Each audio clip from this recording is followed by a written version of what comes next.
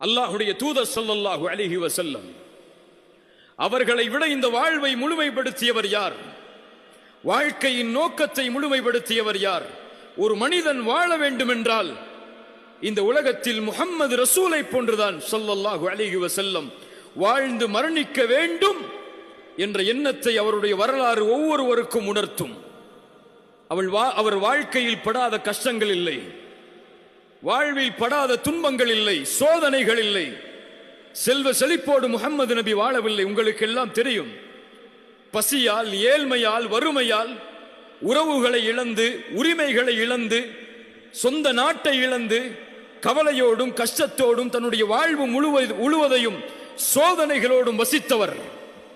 ஆனால் அவர் மரணிக்கும் போது அவர் வாழ்வில் மகிழ்ச்சி இருந்தது. அவர் மரணிக்கும் போது அவர் வாழ்க்கையின் ஆனந்தம் அவர்களுடைய முகத்தில் தெரிந்தது.